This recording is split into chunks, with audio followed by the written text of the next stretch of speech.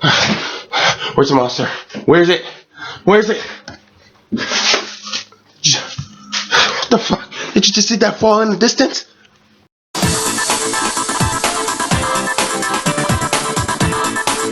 10 Cloverfield Lane. So right on bat, this is actually a fantastic fucking movie that really does have a very shocking ending, but it may not actually be the ending that you actually were quite expecting. Now, this movie I think is a lot more better in the character department compared to the first Cloverfield, where the first one kind of had okayish characters, but they really weren't that fleshed out. Compared to this one, I think they do a much more better job of fleshing out the characters and giving them some slight backstory, but still keeping things a lot, mysterious and whatnot. And that's kind of like what this movie really does very well, to the point where you just like, you never really know anything, but that's kind of like what the best part of the films are, right? Once you kind of get things revealed to you, that's kind of where the movie kind of loses a little bit of steam, to me personally, because the most interesting stuff is really in the bunker. Once they kind of go outside, it's great and it's fast-paced. It's like almost, and kicking into like some action shit.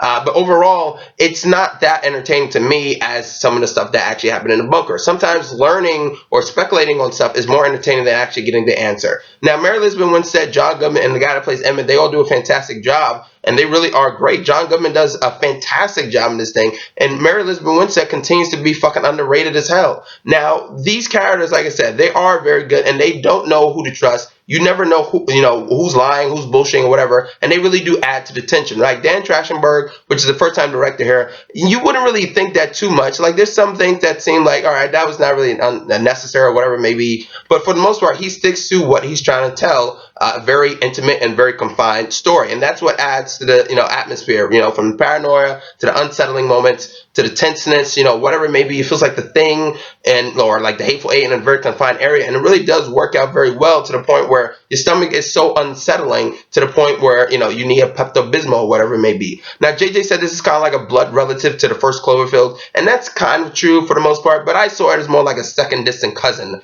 Like overall, when it does get to the ending, it does feel like it's satisfying enough. But some people may not really see it that way. Is it surprising? Yes. Is it a great ending? Well, that depends on what you want from this movie. If you really like the first Cloverfield, to the point you put it on such a high pedestal, this may or may not be slightly a disappointment, because it's not necessarily what you think. Now, granted, it does feel like it's connected, right?